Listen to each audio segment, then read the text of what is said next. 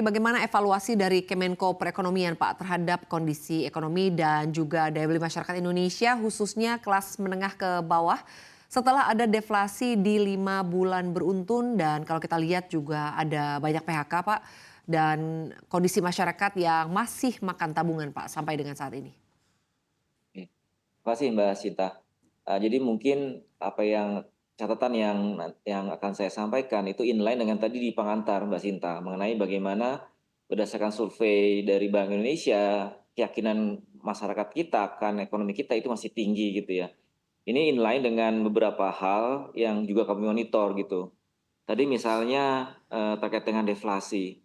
Deflasi itu kalau kita lihat itu sumber utamanya adalah berasal dari komponen pangan. Jadi kalau kita refleks sedikit agak ke belakang, inflasi pangan ini kan jadi sangat perhatian kita, terutama pada saat Februari Maret gitu, di mana pada saat itu inflasi pangan kita mencapai sekitar 10%. Jadi dengan berbagai kebijakan, maka kemudian itu bisa kita kendalikan sampai saat ini juga gitu ya. Dengan berbagai kebijakan yang ada, kita lakukan penguatan cadangan, operasi pasar, gerakan pasar murah dan yang lainnya.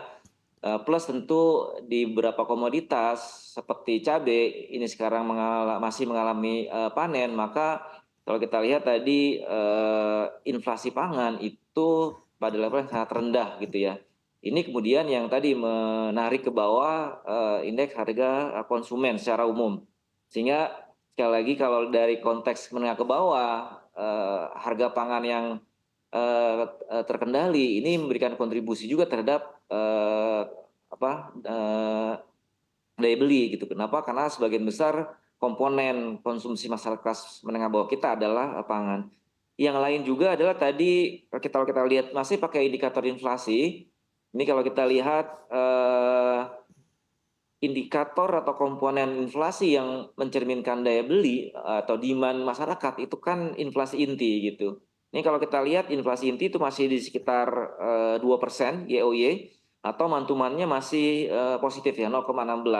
Sehingga artinya inline dengan yang tadi kita di awal sampaikan, indikator ini juga menunjukkan bahwa daya beli masyarakat itu masih cukup ada, cukup baik gitu ya.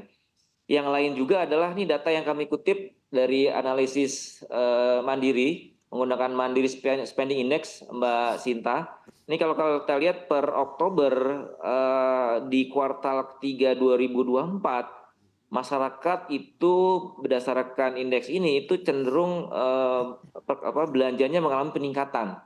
Ini kalau kita lihat indeks di Q3 2024 itu growth-nya mencapai 61,04% YoY gitu ya.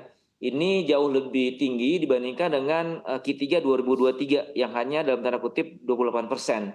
Jadi harga yang relatif stabil ini kemudian mendorong masyarakat untuk juga berbelanja. Ini kemudian terrefleksi dari tren peningkatan belanja masyarakat yang dipotret melalui Mandiri Spending Index. Nah, yang lain juga yang mencerminkan daya beli masyarakat khususnya menengah ke bawah adalah kalau kita lihat nilai tukar petani. Ini berdasarkan data terakhir dari BPS pun juga indeksnya mencapai 120,3 atau naik 0,38% dari bulan sebelumnya. Ini kemudian juga mungkin kalau kita tambahkan Mbak Sinta indikator lain misalnya indikator konsumsi atau kredit konsumsi. Ini kalau kita lihat tumbuh 10,75%. Bahkan kalau kita lihat kredit secara agregat itu bahkan tumbuh 38,08.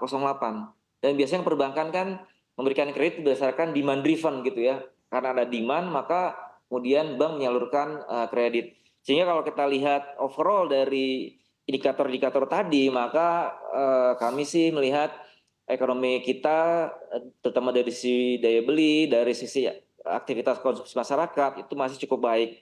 Namun tentu kita juga pemerintah melihat memonitor berbagai perkembangan yang ada, terutama dari sisi global untuk kemudian kita cermati kira-kira dampaknya seperti apa, nanti kemudian kita bisa respon secara proporsional gitu Mbak Sinta. Mungkin sementara itu Mbak Sinta. Baik Pak, lalu selanjutnya Pak, ini kan kalau kita lihat deflasi terjadi dalam waktu Iya, 5 bulan ya Pak, beruntun begitu. Nah, iya, Anda sendiri iya. melihatnya ini ada fenomena apa Pak terkait dengan terjadinya deflasi? Atau sebetulnya ini ancaman lain ya Pak? Karena kalau kita lihat deflasi 5 bulan beruntun ini adalah sesuatu yang sebetulnya sudah sebagai alert dan perlu kita waspadai. Iya, iya. Tentu kita monitor perkembangan ekonomi secara reguler, berbagai indikator termasuk inflasi maupun indikator yang lain.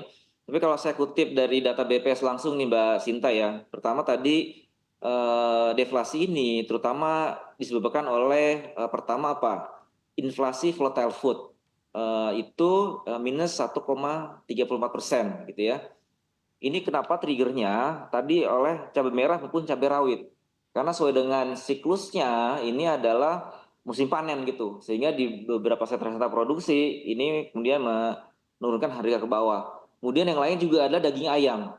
Nah terkait daging ayam ini Badan Pangan Nasional juga sudah melakukan berbagai kebijakan. Salah satunya adalah tadi untuk menjaga stabilitas harga di pasar. Misalnya dengan tadi memberikan bantuan berupa daging ayam maupun telur ayam. Ini yang kita harapkan bisa meng-create demand sehingga tadi bisa menjaga stabilitas harga gitu.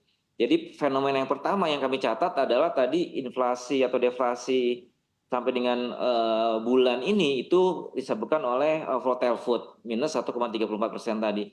Yang kedua kalau kita lihat juga tadi secara mantuman inflasi dari administered price ini juga menekan harga ke bawah nih Mbak Sinta ya. Kalau kita lihat inflasi IHK itu minus 0,04%. Kenapa tadi penurunan ini terutama disebabkan oleh penurunan harga bensin yang non subsidi gitu. Jadi dua faktor ini yang menurunkan atau menekan harga ke bawah.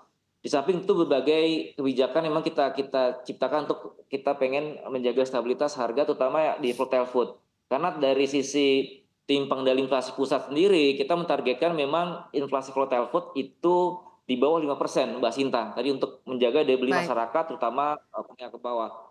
Sementara kalau kita lihat inflasi inti ini masih bagus Mbak Sinta, positif mantuman 0,16 gitu ya.